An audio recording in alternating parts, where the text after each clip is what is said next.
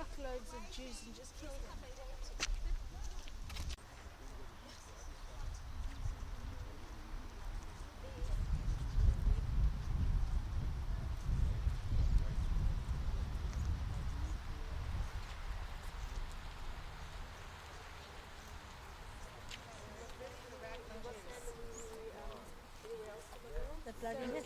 And you all get along so nicely. No, you can secure the door, make sure it's 100% secured, and then you can start using.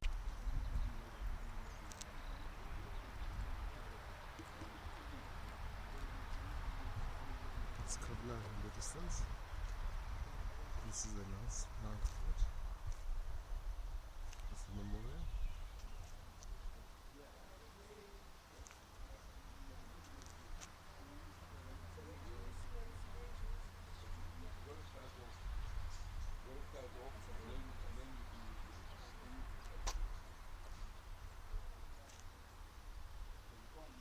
Long prefaces, I will tell you that it is one of these fortresses, 9 fortresses around the city, that were built by the Russian Tsarist government to strengthen Kovno city.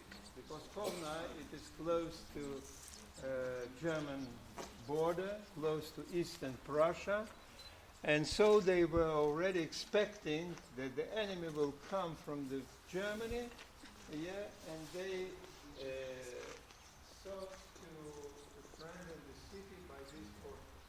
This didn't help. After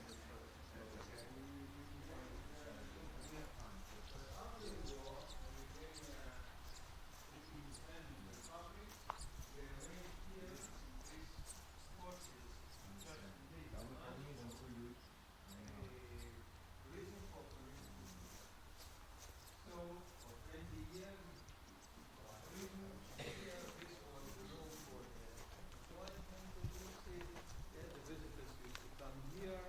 prisoners were from the other side, and between them a guard was walking, standing, and so on. So you see that it was built as a real fortification, and you could see from the distance that all these fortresses. Here, the area of Kovno is more hilly than in the rest of Lithuania, and they use the landscape, and these forts, they were built in the hills, into the hills. See, you can see there, you see the grass there, yeah, and you see a stick beton, yeah, a stick arbeit made here, and you see how thick are the walls, and you see harachei yeri, how do you say, the shooting windows, in what direction, to the west, where they expect the enemy coming, and so on. You see, this was a real fortress. So, Miftsar, exactly. So, when the Nazis occupy Kovno, they see that this is an ideal place for their crimes. First, it is outside the city. The second, it is a lonely place. And the third, the Jewish ghetto is only 2 miles from here. Okay, so they could even march the people straight here to the shooting place. And so they did. And actually all the actions start at the very beginning of the occupation, but there was on 28th of October 1941, there was so-called Great Action, when all the prisoners of the ghetto, and they were around 30,000 in the Kovno ghetto at the first stage, yeah, they were ordered to come next morning to the place. It is ironical, but the name of the place, Demokratu Aikšte Square, Democrat Square, okay, such a name. And then at 6 o'clock in the morning, they had to stand there, all of them. This doesn't matter. You are sick, you are invalid, or you are not able to go, all had to be there. In the morning, the German policemen and the local policemen, yeah, they checked the houses, and if somebody was found, he was shot on the spot. And there was made a selection. And a German officer, his name was Helmut Rauka. He was sitting, he made all this selection. He was sitting the whole day he worked hard on a tall chair, and he had a stick in his hand, and the stick showed to everybody where to go, or left or right, left, right. Like It Mengele. It worked like a metronome in music, you know? Left, right, left, right. Okay. And in one day, 9,200 people were sent to death.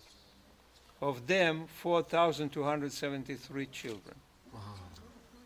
And you can guess who were the first candidates in that action. So-called non-productive Jews, right? Women, children, sick people, aged people, intelligentsia. In a word, people are not able to work physical work. And not after and not before there were not such a great action, that's such number of people sent in one day. They were sent by foot here to here. That's why it is called a great action. That was on 28-29 of October 1941. You will see there some pictures when we enter there. So it is a real massacre place. And they were shot not here. They even didn't enter here. There was a fence. You have seen when you stopped there, yeah? There were remnants of the fence. They were sent into the trench. There is such a trench. When we go out, we'll see it, yeah? And this was not for them even. Okay. So let's enter the museum and the exhibition, and we'll speak on the spot there. What was inside here? The visitors, they would visit the prisoners. I mean, before it was used as a prison.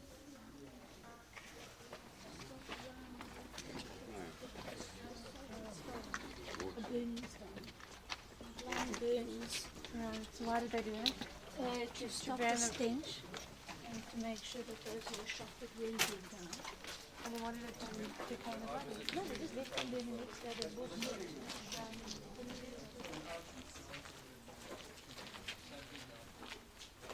This was another shooting.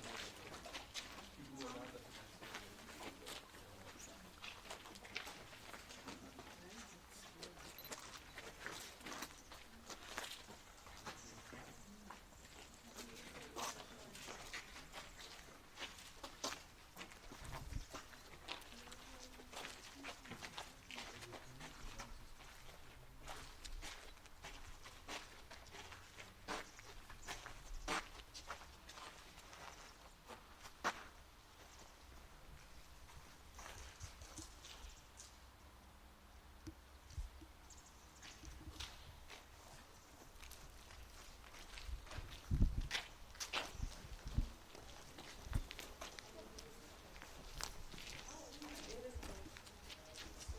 What a pleasure.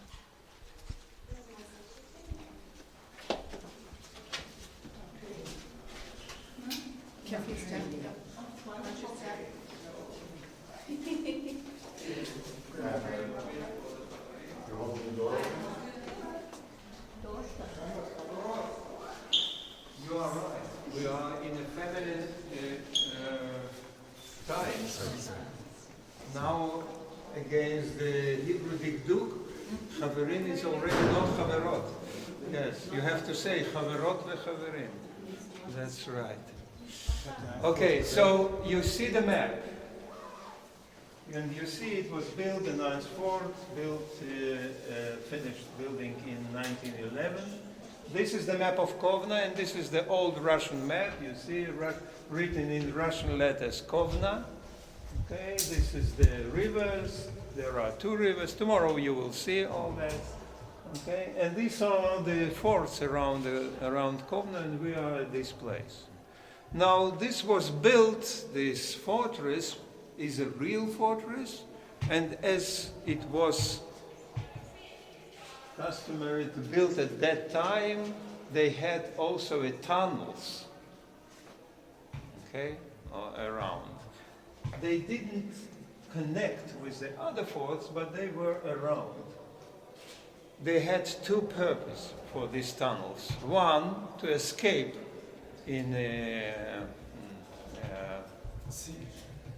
from the siege, yeah, okay. And another was because there are tunnels, not only tunnels, but also cells.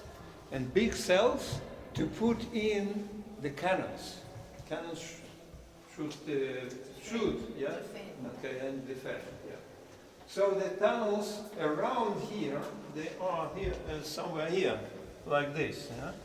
They are going 3 kilometers approximately around. Okay?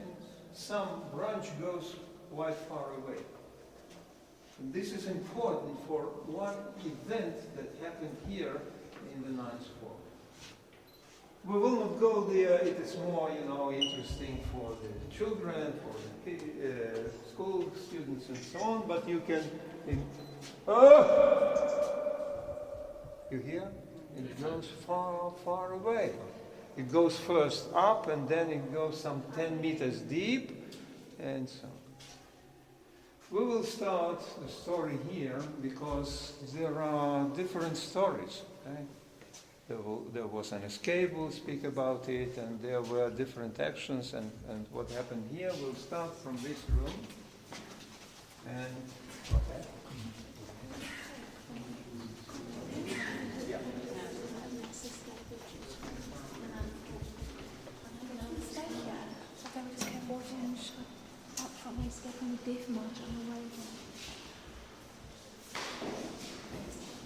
As I told you, that here in the 9th Fort, over 50,000 people were perished, and not only Jews, and of them 30,000 Jews, and not only Jews from Kovno, and not only Jews from Lithuania, but also Jews from all over Europe. You will see there will be testimony about the French Jews. This is this room. There will be Jews from Berlin, Jews from Munich, and some other places. Are those Jews in Savannah? We'll speak about it also. So, as I told you, they were not even let here in. All was there in the field. But there was one case when about 900 Jews were brought here.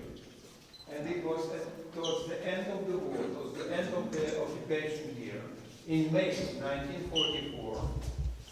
One transport, a train, arrived to Kovno. Seems that it missed the way or something like that, because it had to be sent to Auschwitz, but it came here. And in this train there were about 900 prisoners of the labor camp Drancy near Paris. There was a transit camp, transit lager, okay, in Drancy. There were different prisoners in this camp. Not only French Jews, but there were Jews from Poland, Hungary, Turkey, Algeria, and so on. And they were brought here. And that was the only case when they were put inside. And these people understood that this is their last station. And that is why on here, on this wall, some of them carved their names. Here you see, this is the way, this is the map. So this train made, instead of going to Auschwitz, it continued here, and it arrived to Kovno. Half of them were shot dead here in Kovno in 1994, and half of them continued for Estonia, Klolga labor camp. but also were buried here. So here you see some of the names. You see here some of the names. Let's do that all people should see. Here, for example, this one, Jules Hershkovitz, you see? 8th of May 1944, or 18th of May 1944, from Monaco via Drancy to Kaunus. Kaunus, it is Kovno in Lithuania. Yeah, Paris. Paris and Kaunus, yes. Okay. He was from Monaco and through Drancy, Paris. Or for example here, Max Stern, you see, Max Stern, Paris, the same day, May 18, 1944. Limoges, who is that? Wexler, or somewhere, Emil Bloch, Jerusalemsky, this is the last name, Jerusalemsky. Okay. Here, somebody reads French? No? Okay, so this is read in French. Nous sommes 900 Français. We are 900 French people, okay, from France. So this was their last way, and this was their last stop in this world. And this transport was called transport number 73, and here are the names of that 900 people. That is why you see the French flag here. And this room is an example how this place is a good example, maybe or could be or must be arranged the commemoration of those people. You see, they made a huge work. Those who arranged this exposition here, they made a huge work because they collected all the information about those people and even their pictures before the war when they were alive. Not all of them they managed to find here. But you can see here, for example, you see France, Iran is Germany, Ukraine, Poland, Ukraine, Moldavia, Hungary there was, Romania, and so on. Who initiated this exhibition? Of course, their ancestors or relatives. And also, have you heard about Serge Schwarzfeld? Yes. Serge Schwarzfeld and his wife, Beata, she's not Jewish, yeah? Okay? They were the hunters after the Nazi criminals. They found that the butcher from Lyon. No, the butcher Lyon. from Lyon. What's his name? Klaus Barbie. Klaus Barbie. Yeah. So that's them who found. They also initiated and contributed to this exhibition. So it is really a very good example how to commemorate. And here are, you see, personal. For example, let's take this. Okay, Itzhak Abramovich. Itzhak Isaac Abramovich, born in Romania. Yeah, and he came to Paris. He was a violinist. Okay, this is before in that not occupied part of Paris, of France, and then they were given to the Nazi. Yes, yeah, okay. In Nice, I think. Yes. Nice, yeah. Okay, so this is one of the stories here. Okay. Let's go further. Are you ready to go? Okay. Come on. We go to the left. These are stoves, but not for the prisoners. It is for the guards. For the guards.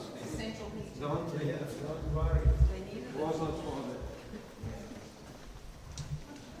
Okay, here, this is the solitary confinement that was used before the war, but also by the Germans. Yeah? It was called ironically the health resort cell.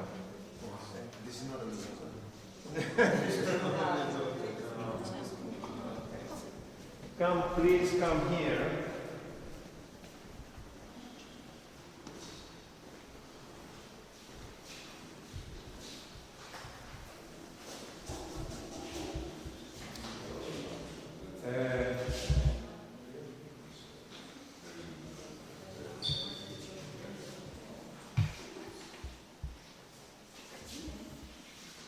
So this room tells us about the very, very unique event that happened here. You see, the ninth fort was famous, or maybe we must say infamous, that it was not possible to escape from here. But nevertheless, there was one case. And it was in 1943.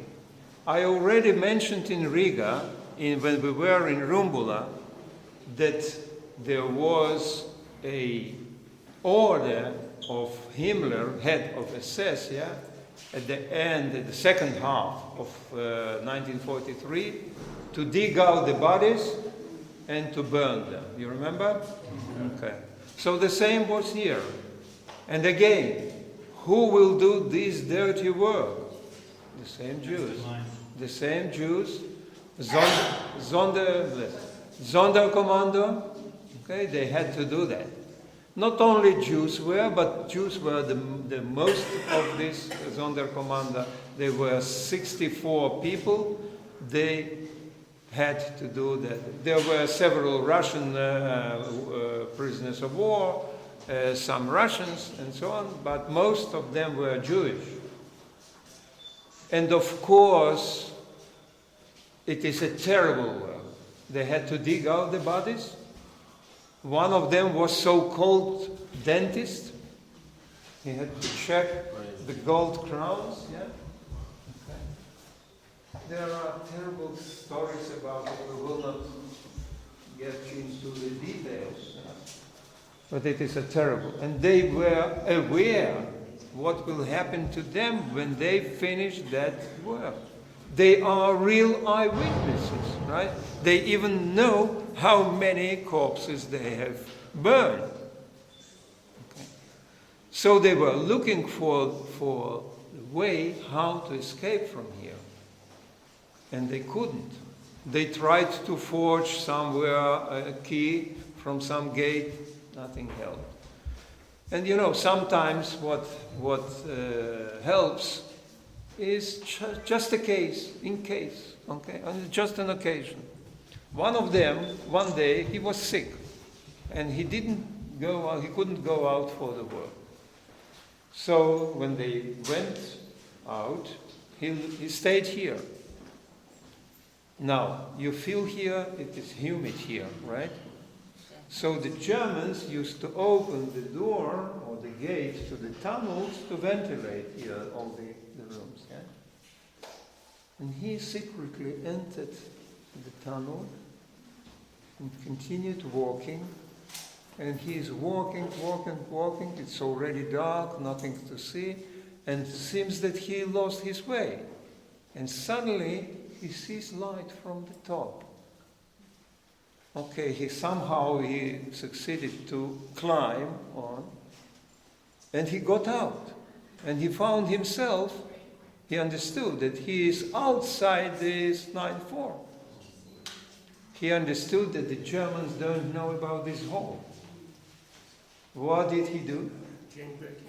Yes, he somehow camouflated this hole. He came back, not escaped, came back and told his friends. What did he find? And now was clear there is a way. But, one, how to enter, because when they were back here, it was already locked. So how to enter the tunnels? And another question is, when to do that? So, as I told you, they tried to make keys and so on. This nothing helped. But then they found that there is another door, another gate, okay, always locked.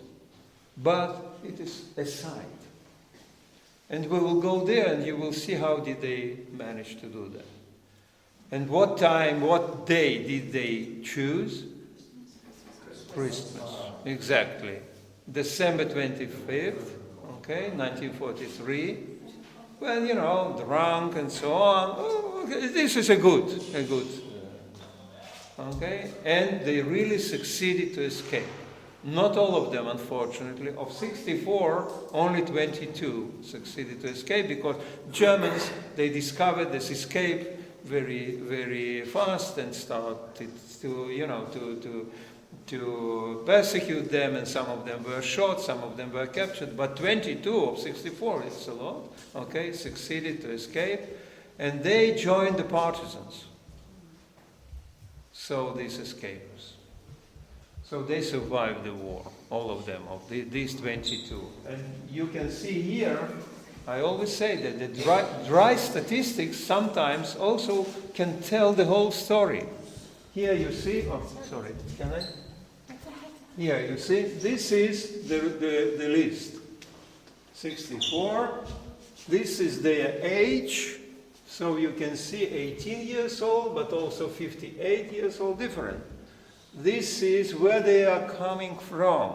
So some of them, Lithuanians here, Kaunus a lot, yeah? But there is Leningrad, that today is St. Petersburg, because there were also war prisoners, Russian war prisoners, no, from the Red Army and so on, and their profession, who they are. Yeah, yes, a rabbi also. Okay, a teacher, but also watchmaker and farmer and so on, shoemakers and so on. Not all of them Jewish. For example, where they are here, 3 brothers Russians who are here, these ones, but they are from Lithuania, but Russians. So they escaped, and here on that side of the room, you can see their pictures already after the war. This, how it is called? The leather, yes. They couldn't take a real leather, so because they had, you know, to roll it and to have it here. This is of the real ones. And some of the people I was acquainted personally to those 2 I knew and so on. Many of them moved to Israel. Are they still alive? Already no. This here, he was the leader. Alex Feitelson, he was the leader. He lived in Netanya, and he passed away some 8 or 9 years ago. But I had an honor to guide Israeli school student group, and he was Ish Ed. He was the witness, and he told us the story here and so on. That's it. These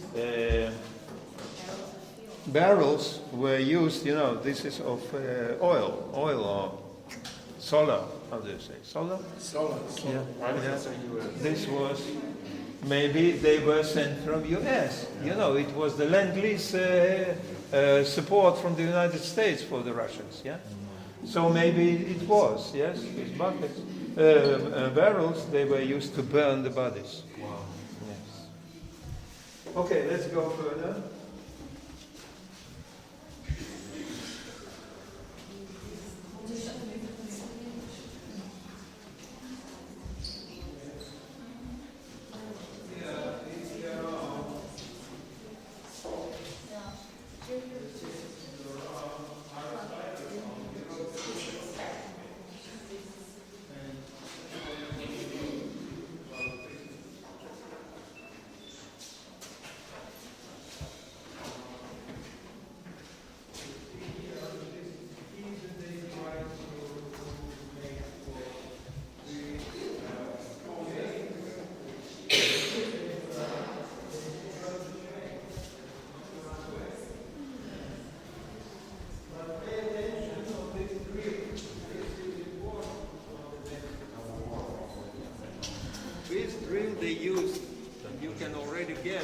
how did they go through the other gate? What's this one?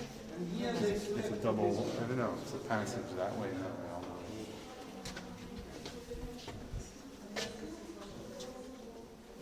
all the way. Okay. Wait for a minute. You can meanwhile look here. Known by the German and Austrian gods, servants, and Nazi Bei Gott, bei Gott, guckst du nicht, du willst, guckst du die Reichen,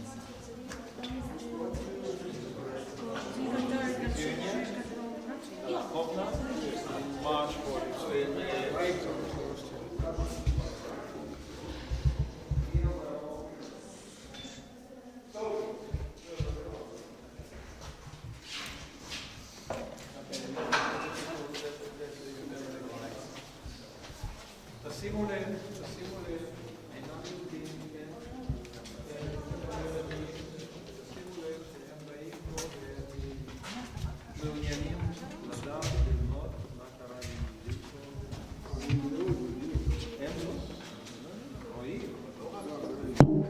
זה נכון, אבל לא, כל הסיפור פה זה בעצם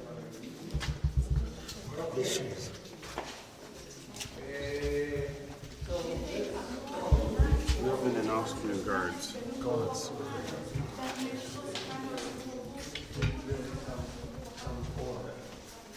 So, as I told you,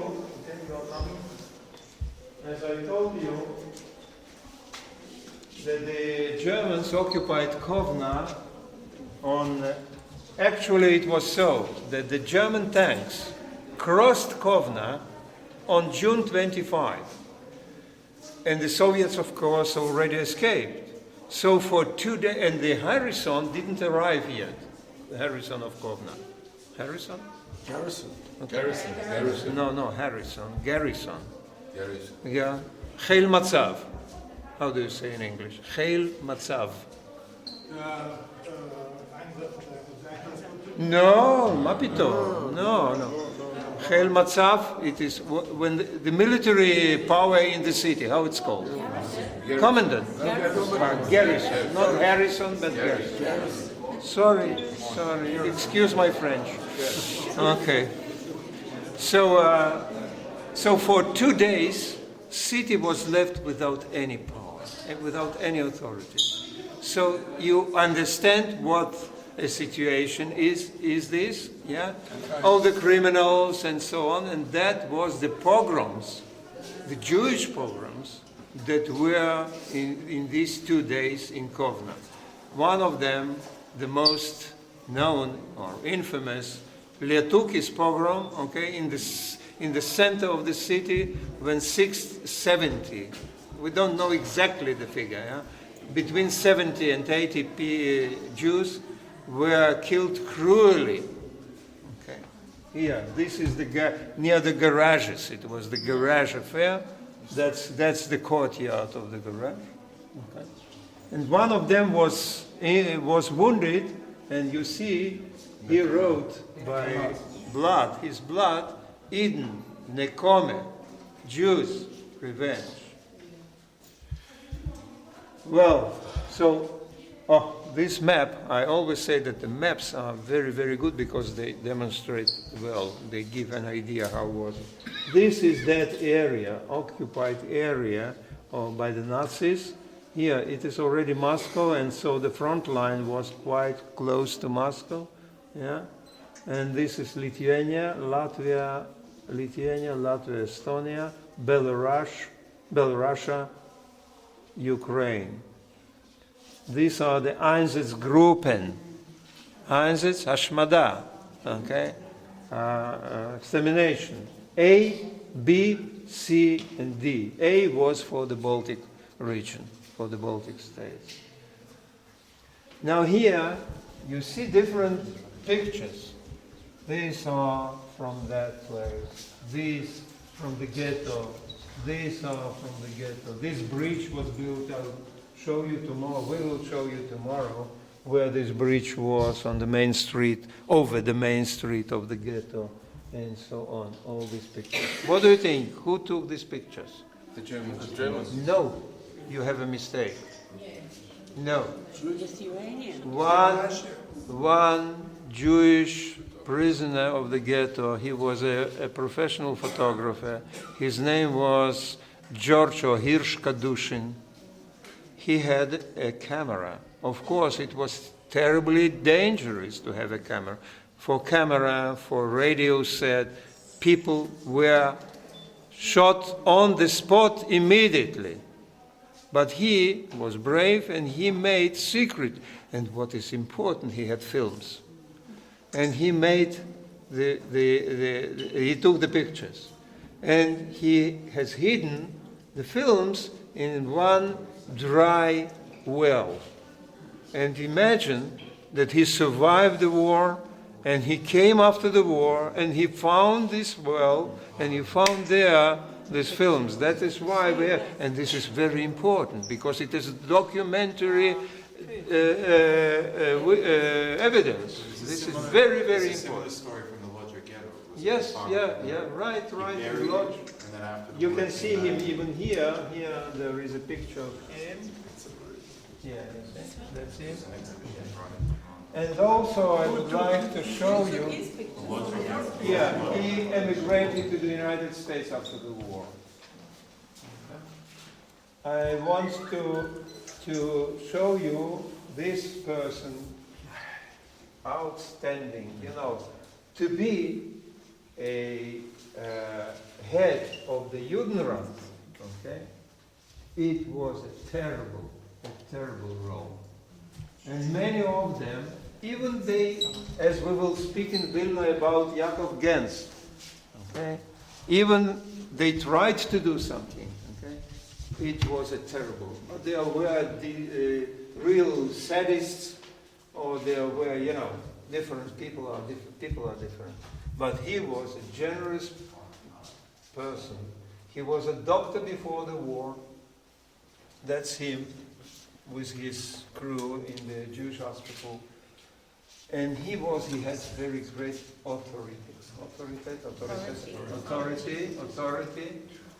And even Germans paid respect to him because sometimes they need his help as a doctor because he was an excellent doctor.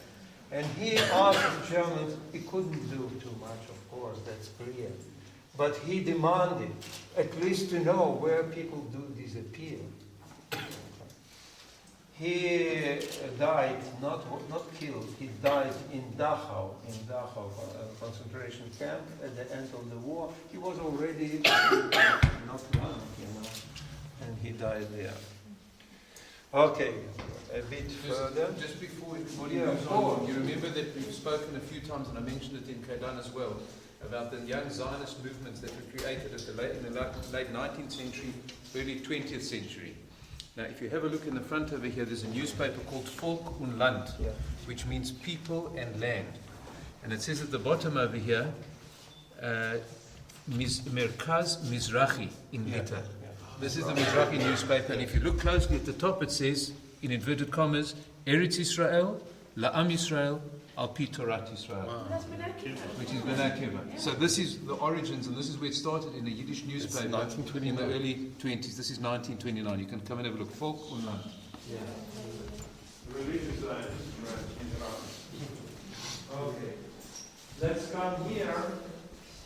More pictures from the ghetto, from that period.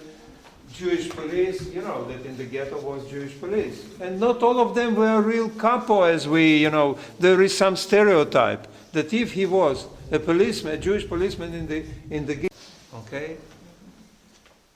And Rabbi Oshri, you mentioned Rabbi Oshri, right? Yeah. That's him, he's young here. That rabbi that wrote a big book, Annihilation of the Lithuanian Jewry, he was prisoner of this ghetto.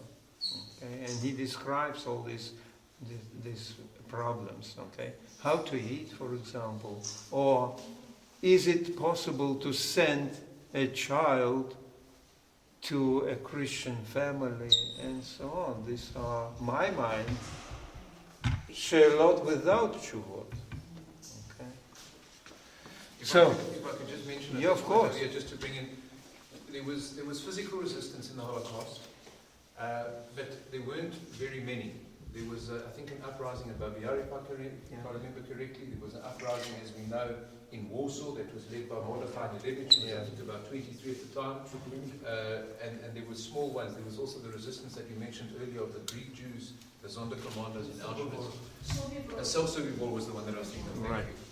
And so that has been glorified, and to a degree it was also the kind of easier to sell in the secular Israeli setting, where we become used to a military and uprisings and that kind of thing, which is correct. But that's one focus.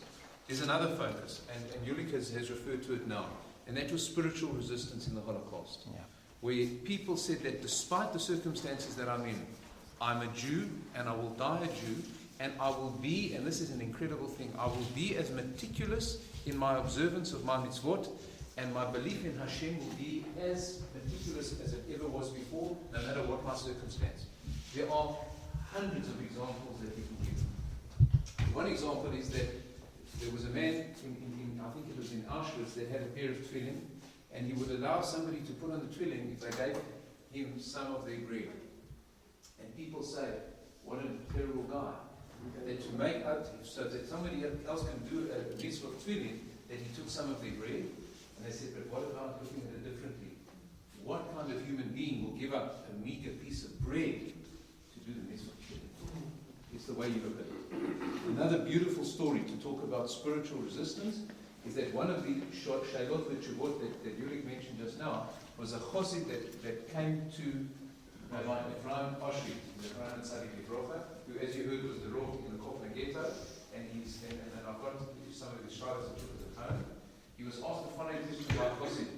The Chosid said to him, my teeth had been kicked out by a Nazi guard because I was trying to steal potatoes outside the ghetto to bring them into the ghetto to feed my family.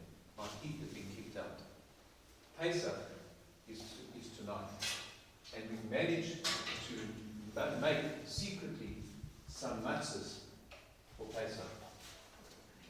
I can't chew the matzah because my teeth have been kicked out. I'm a chosid, and we don't eat gebrochs on Pesach. Gebrochs means that we don't put matzah together with any liquid in case there's a hashash that it might become vomit. According to the non-Hasidim, we don't find it a problem once it's made with matzah. And his shaila was, can I, for purposes of fulfilling the mitzvah tonight, soak my matzah in order to fulfill the mitzvah of matzah? And of course, Rabbi, she said, there's no question that you can. That's the kind of shaila that he was being asked. Not why me, not where's Hashem, not is it important to keep the mitzvah of Pesach, but I've been keeping a chumrah and I'm not going to deviate from it unless a Rav gives me a tzara. That was part of the spiritual resistance. I will only add that we will have a brilliant example of the spiritual resistance, and will stand in Vilna near the building of the former ghetto theater. And another question that was asked was, can I say Kaddish for a non-Jew that saved my life? What did he answer? Yes. Here, you see on your left here, it is an example of a room in the ghetto. So, first glance, not so bad, right? Not so bad. But do technical thing. Put here 10 people, okay? And you will have another picture. Now, to that side of this room, it is very hard to speak because the children, those that were perished here in this, there was a children action, and there were many other actions, and I told you that in the great action, 4,273 children were killed, and so on. So, if you don't mind, I won't speak about this. It's too hard. Well, let's here. This is the great action. You see, October 28, 29. I had some 15 years ago a lady, they were still alive, that was in the great action. And that selection, that German officer showed her to go to the right. This was a good sign. But her mother and her Bobbe and somebody else were sent to the left. And she wanted to be with her family. And she already moved to that side, and somebody stopped her by the shoulders and told her, Mishugina, don't go there. And so she stayed alive. She told us the story, how was this, all this. And she told us, and this picture shows this, that the winter in 1941 was very early and very cold, severe winter was. Okay. And on October 28, the first snow fell. Okay. That's what you see, why it is white. And they are already going here to this ninth fort. Okay, well, here, well, look at the pictures, but we will not stay here too long. The only thing I would like here to say, here, this is also important. Organizers and executioners of the massacre in Lithuania. So these are the Germans, the commissar, another commissioner, and so on, and they are Lithuanian collaborators. And you know, especially for last year, this year, okay, a lot of, you know, how Putin is terrible, how Russians are terrible, and so on and so on. But let's look on another side. You remember the Nuremberg trial? No.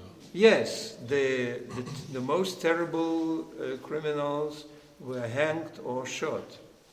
But those who were sentenced to 20 years, 25 years, and so on, when did they get out of the prison? 4 or 5 years later. 4 years later, and in the Soviet Union, it was finished Adasov till the end. And these are 1962. I remember that. I was 16 years old already. There was a trial on these Nazi criminals, and they are local collaborators. And you see, these are their names. And what is at the end? Were sentenced to death. And they got that death sentence. So actually, at least I see that the justice came to the right point. So how come we don't know about the Nuremberg? Hmm?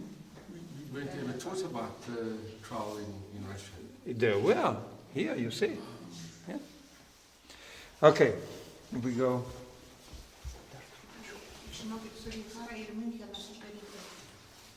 Gerai, su Gihara mums kaip tik nereikia, kadangi mes rytoj einame su Gihara, mes tik čia dar trupučiuką. Ačiū labai. Ačiū labai.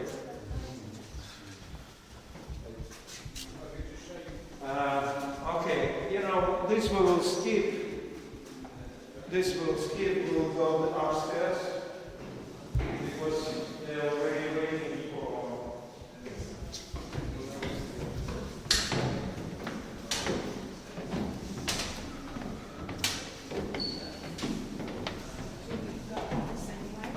No.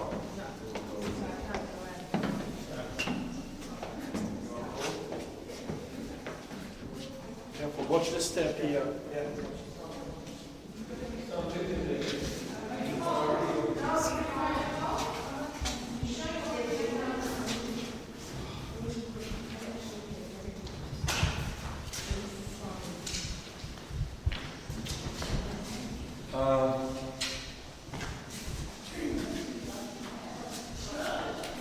Move it along. Was this the temperature of the place? No. Time? Is it air conditioned? When what? Is this air conditioned or is it? Air conditioned here. Essentially, like, or was it as cold? Is my question. Was it as cold in here then? Always. No, it works. You know what is thermostat? Yeah. It works like thermostat.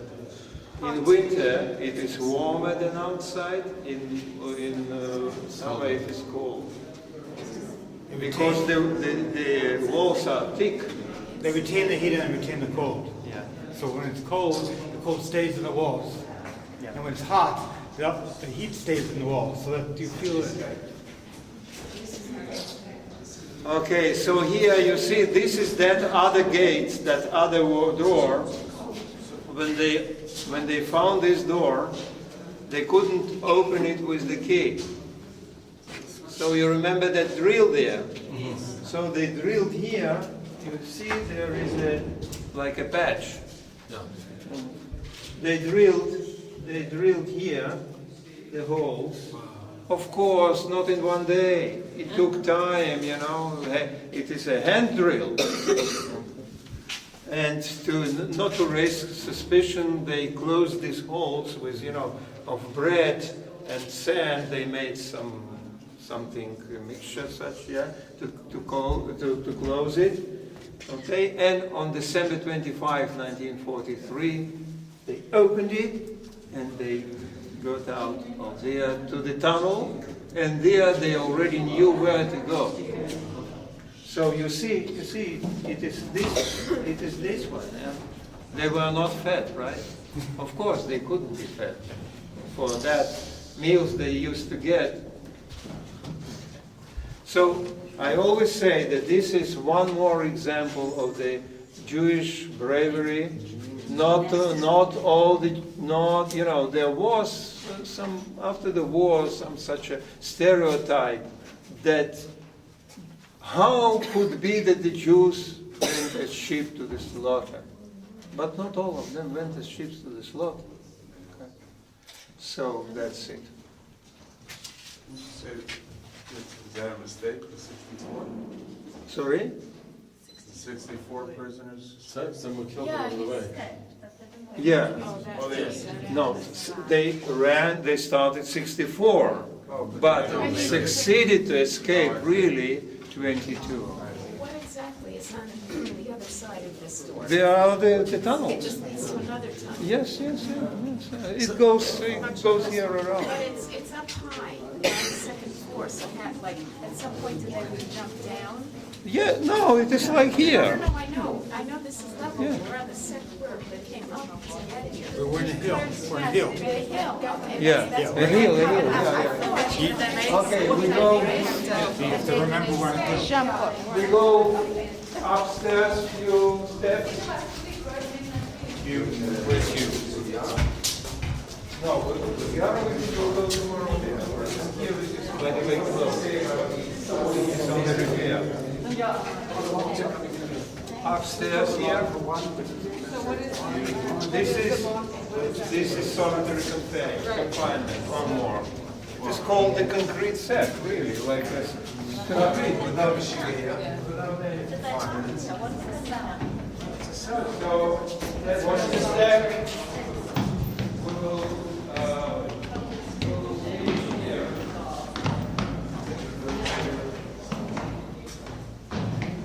We'll finish here, and tomorrow we'll visit the Sugihara house and speak there. So we'll speak today about Sugihara.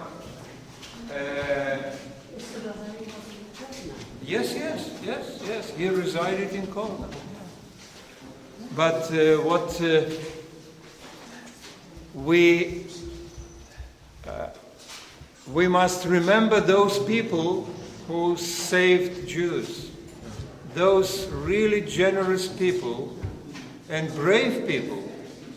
You know, we spoke yesterday already about the righteous Gentile. In Lithuania is on the first place, relatively, of course, proportionally, by the number of the Yad Vashem Chasidei Umot HaOlam.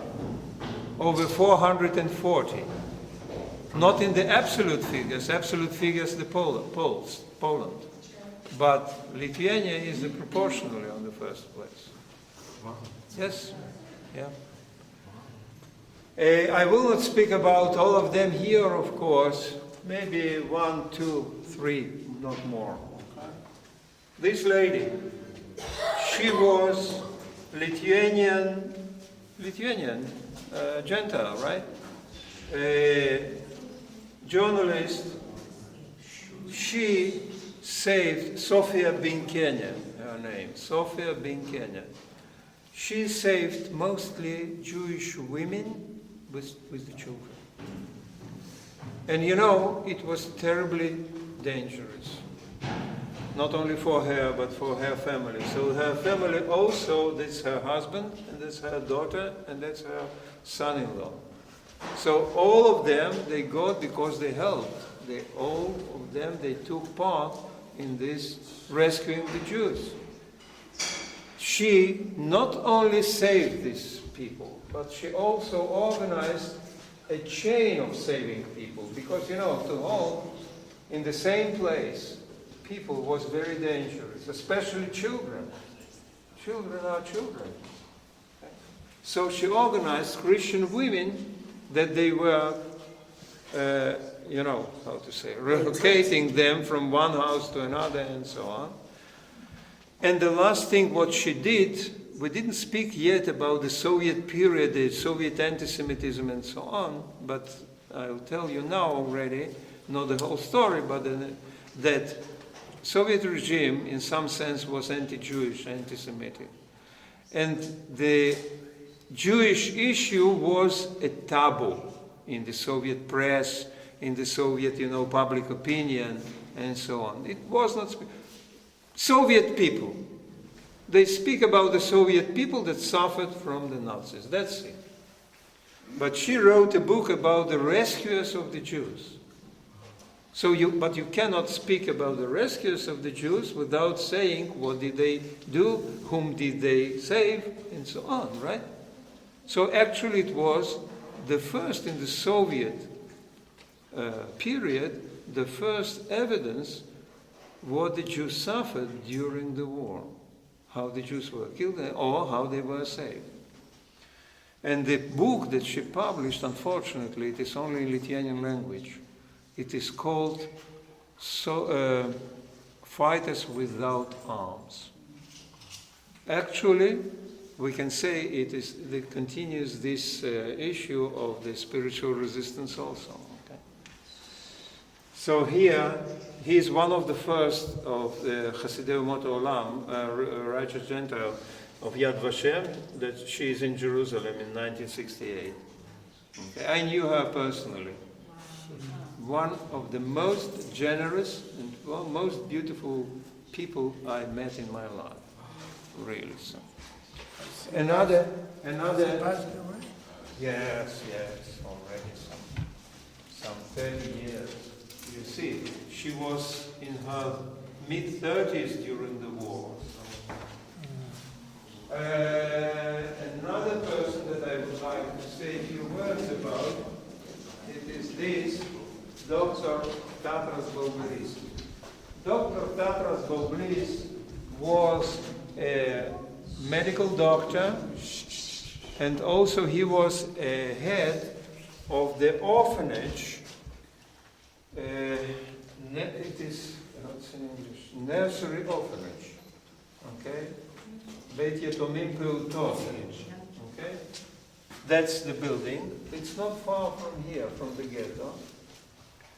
And Jewish women, feeling what is going on, even before the children's action, okay, used to bring their babies here to that orphanage. And this orphanage was not Jewish, for the Gentiles, for general. You see here, there is such steps, and even sometimes not to enter there, to leave here the baby and go. And for example, this is this nice girl. Okay? She was saved by Dr. Boblis, and these are his colleagues, and these are the children, and so on. His fate. He died in 1973, and it is a sad story. There was a delegation of the medical doctors from Lithuania that went to Kiev in Ukraine for the all Soviet Union conference of the pediatric doctors. okay, and the plane crashed, and all of them, and he was also there. Such a sad. Lithuanian singer, famous Lithuanian tenor, Kipras Petrauskas, he saved this girl, Dana Pomerans. That's her now. She is a known violinist in the United States. And so on and so on. So you see, she was a journalist, he was a doctor and so on, he was a singer. But sometimes, I'll show you some pictures. Look at this. Look at this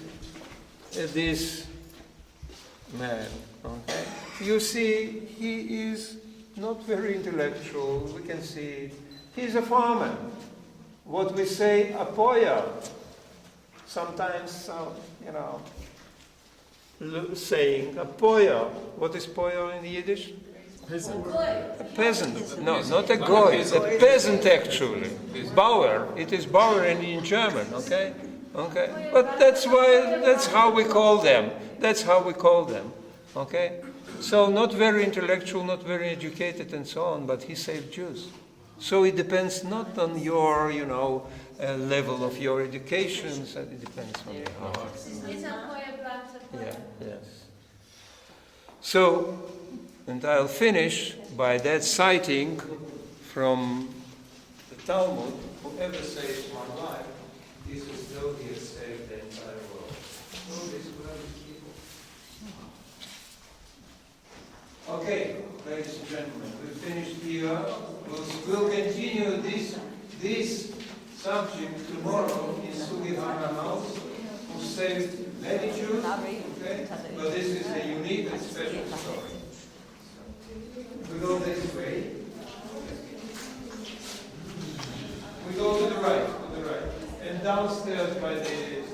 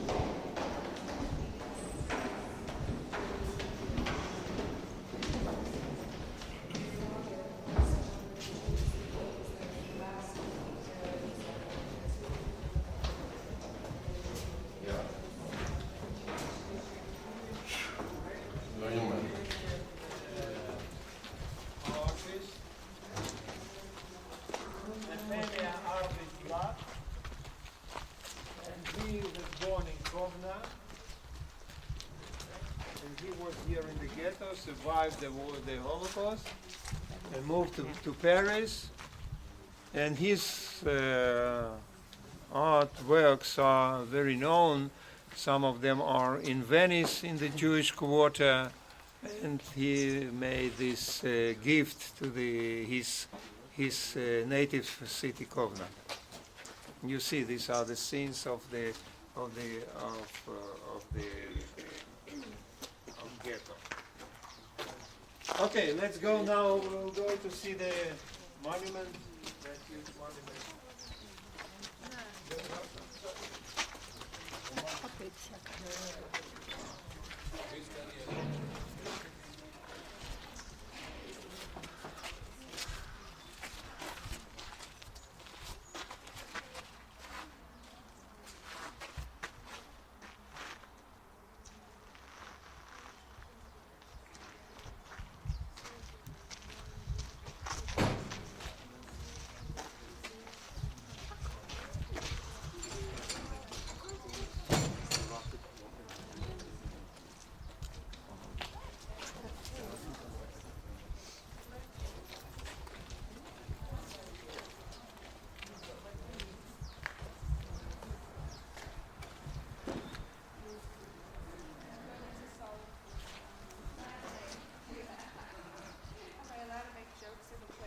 You see that plot fort? Yeah. It says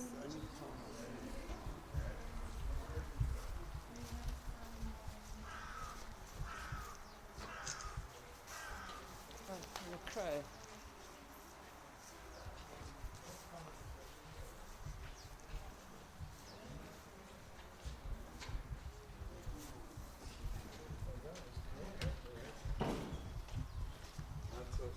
Not so solitary.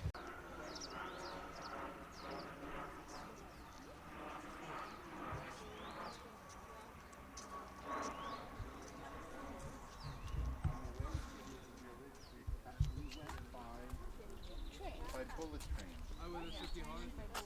But by his place we were on a bus stop. But I remember passing.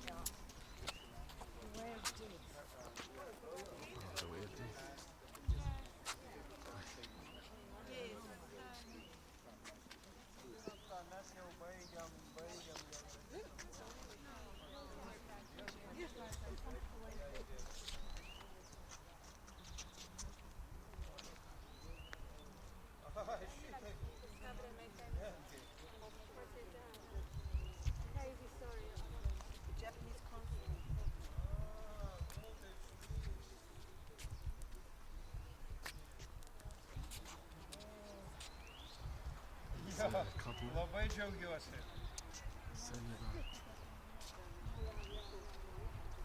Prašau, prašau. Gerai, gerai.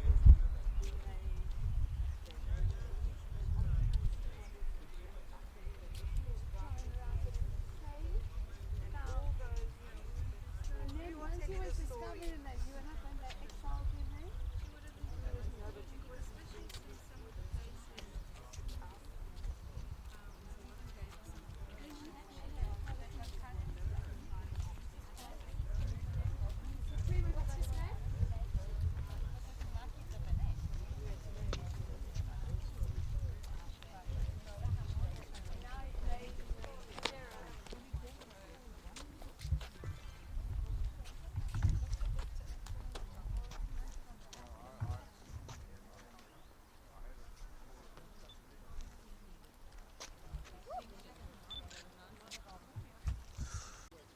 the eternal remembrance of the victims of racism. When Nazism and anti-Semitism.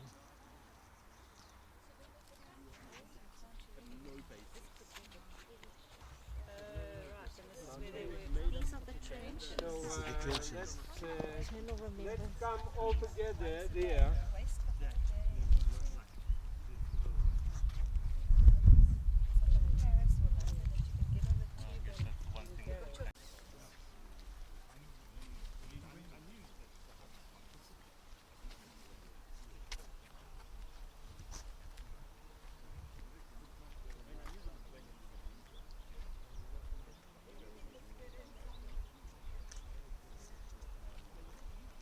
Munich here. This is Munich. How many? 1,000 Jews. Yeah. This is in German the same. Yes, this is from Berlin, right? Yeah, Jüdische Gemeinde zu Berlin. And these are the Soviet war prisoners. And they are these French Jews, the two last ones. Now here, this is also, the inscriptions can also tell some story. Look here. This was made, here we can make a conclusion. That this was made not in the Stalin's period and even not later, because Jews are already mentioned here. You see? Here the name of 50,000 people, of course. It's in the Soviet time, yes? So the Russians are the first place. Jews are already Jews. It is said Jews, you see? Okay, and so on. But it is in the Russian period, or Soviet. I speak already as an American. Okay, Lithuanian, Russian, and English. In the Soviet time, in English there were no inscriptions, only in Russian and Lithuanian. Today, no in Russian. Lithuanian and English, or Hebrew and so. Now this inscription is already after the independence, and that is why in Hebrew and in Yiddish and of course in English and so on. And this is already only about the Jews, 30,000 Jews. 30,000. And the last, these are the French people.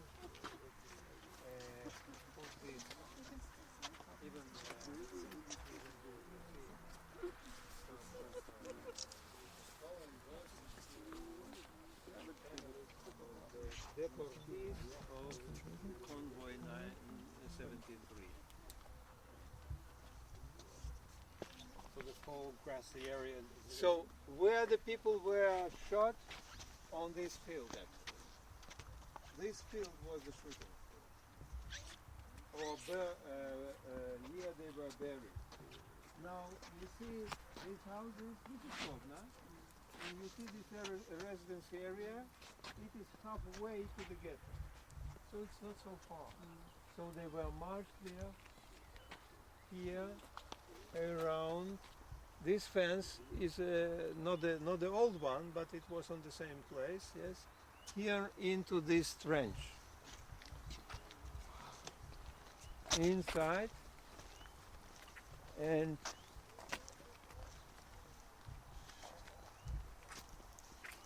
you cannot run away from here. They all stand on the hill, yeah, and they shooting the people standing there or lying there.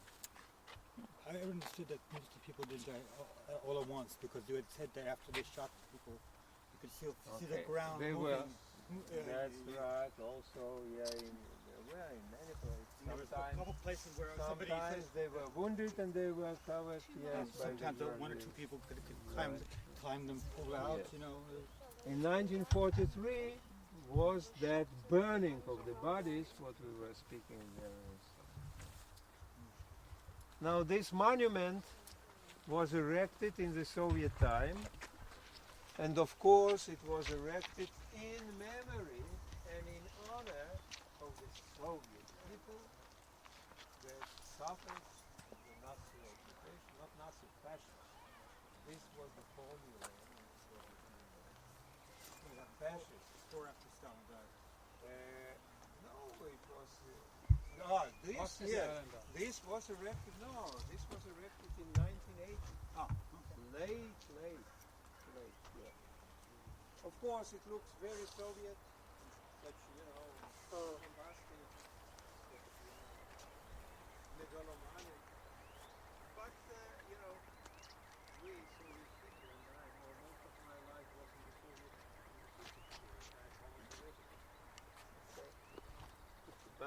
and we had allergy for the Soviet, art and so on. But the more I'm far from that period, the more I start to accept it.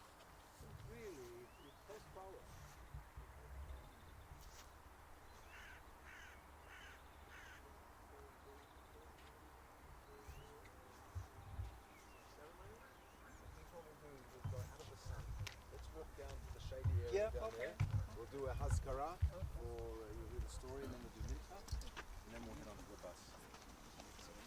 Yes, there are fees, you see.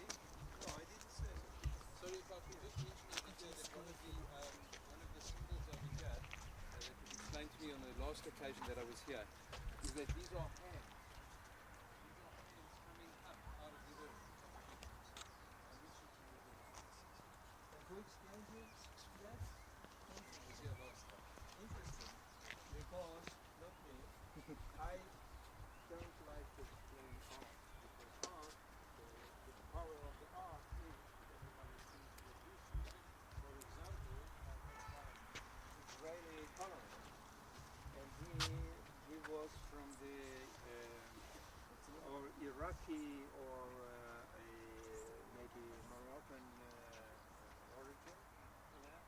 So because his family didn't suffer in the Holocaust and so on.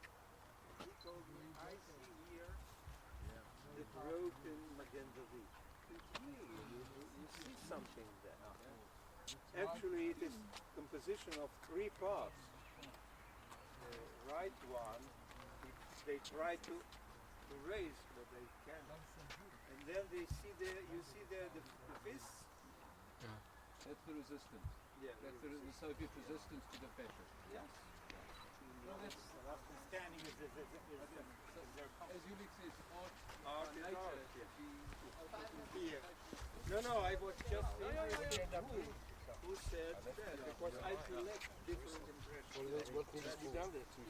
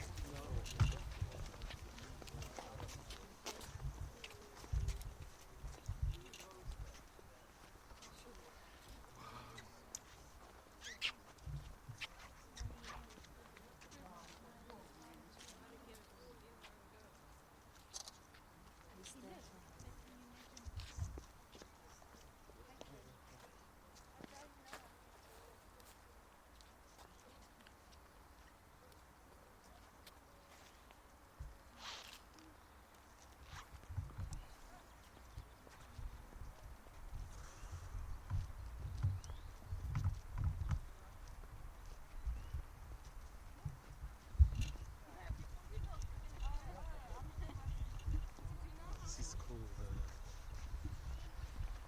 sun as well. Yeah, that's very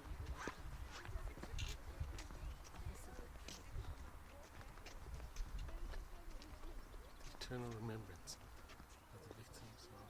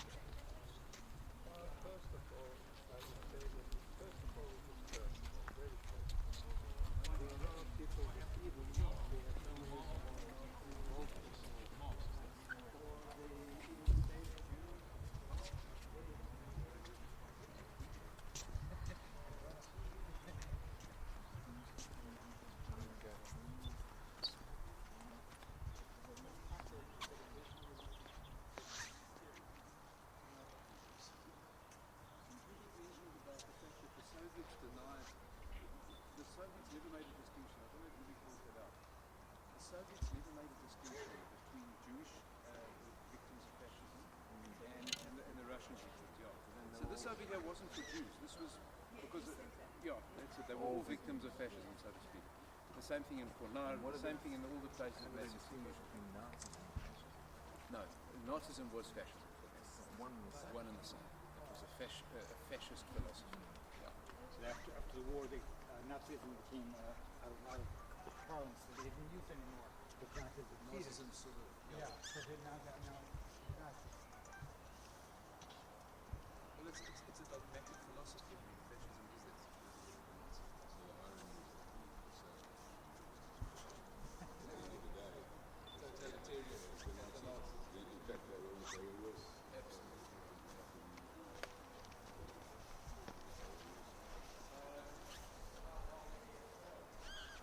Yulik, if I can just mention something here before we're going to be saying Kel Malay Rachamim, and I'm going to explain in a minute about that. There's just one other dimension I wanted to add, and that is the role of the partisans. We've mentioned it. We've mentioned the partisans in passing. I just want to look at it a little bit more closely. I did a 10-day course, teacher's course, training course at Yad Vashem about 2 years ago. And there was a person that stood up, one of our lecturers, and said that a number of people have asked after the Holocaust, why is it that more Jews didn't join the partisan units? One of the aspects which we've covered over here was that when the 64 broke out on that Christmas day, they went through the sewers, and as you can see, this is a very good point to look at it. Can you see the way that the fort is actually built under a hill, which is part of the fortification? And that was why you noticed that the walls were very wet and they were very cold, because it's subterranean water. There's water that's penetrating from around the hills and through the sand and going into the fortress underneath. When the Jews came out and they went through the sewers, as was explained to us, and they came out into the forests, there was no guarantee that they would survive. Now, there's nothing romantic about the forests. You didn't take food, so you had what were you going to eat on a daily basis? There were a couple of berries, maybe some wild mushrooms, but there was no food. So they had to do these, so to speak, surreptitious attacks on farmers, or go in there and try and get a couple of eggs, some potatoes, and feed themselves, and then run back into the forest. They had no change of clothing. In summer there were mosquitoes and other insects. They were bitten to pieces, can you just imagine? In snow, in the winter, it was freezing cold, so you've got to keep yourself warm. It's not so easy. You need fuel. You need things that will burn.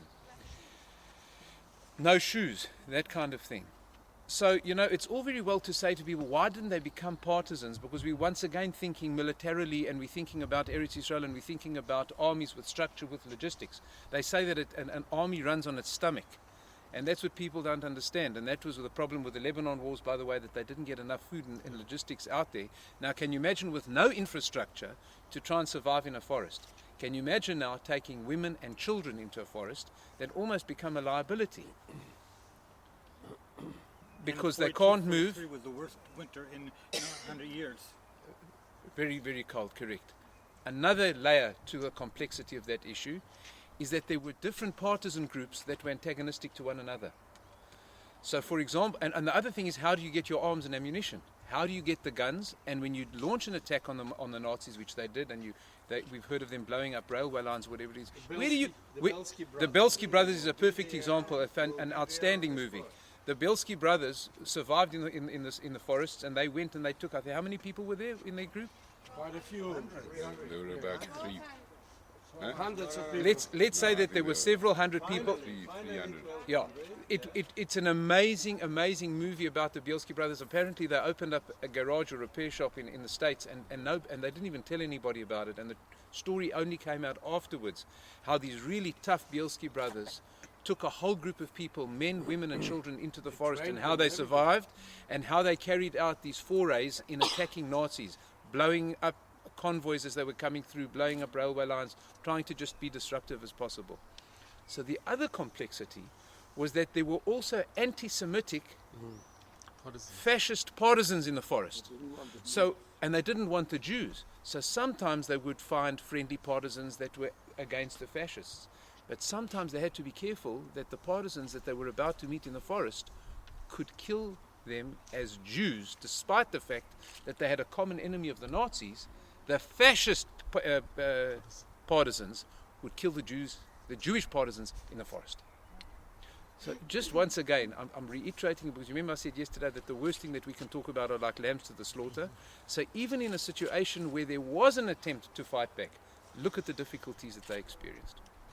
That's what happened in Poland.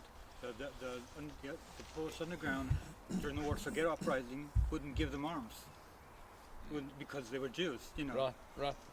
And that's all the more so why Mordechai Nilevich was so successful in making the Molotov cocktail, which was the bottle, a bottle with paraffin inside and a wick.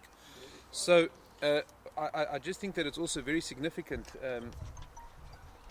that we have Daniela Tannenwald with us today. Here's Daniela in the middle, known to us in South Africa as Darren, made Aliyah and went to live in Israel, and her parents have recently joined her and Ochi, her husband, and her children.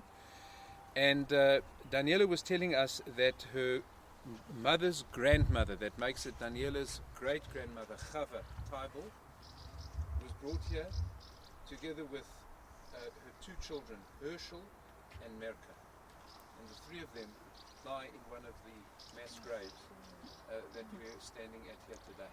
And I think it's significant that, thank God, a survivor is here, and all of us are with her. So we're going to ask Rev Aaron Wallace to step forward and to say Kel Malay Rachamim in their memory. And please God, the neshomas should get an aliyah from the tefillot, and also from the nachas that they get from their children and great-grandchildren, that they carry forward all the values that they stood for. Make an individual one or the general? And we should say for them, and then you can say all Yehudim. We'll just add the name in. We'll just add in their names.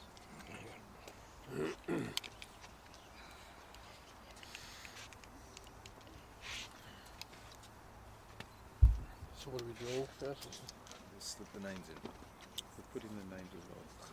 I'll give you the names when you get there. Elem ole rachamim שוכב המרומים, אמצא מנוחה נכונה על כנפי השכינה, במעלות קדושים וטהורים, כזוהר הרקיע מזהירים, את כל הנשמות של 6 מיליון היהודים, חללי השואה באירופה, שנהרגו, שנשחטו, שנשרפו ושנספו על קידוש השם. וביניהם האישה חווה טייבל, הרשל טייבל, מרקה טייבל, שנהרגו, שנשחטו, שנשרפו ושנספו על קידוש השם בידי המרצחים הגרמנים הנאצים ועוזריהם משאר העמים. לכן בעל הרחמים יסתירם בסתר כנפיו לעולמים, ויצרור בצרור החיים את נשמותיהם, אדוני הוא נחלתם, בגן עדן תהי מנוחתם, ויעמדו לגורלם לקץ הימין, ונאמר אמן. We're going to say Kaddish, and then afterwards we'll daven mincha here. Kaddish I can say, yeah.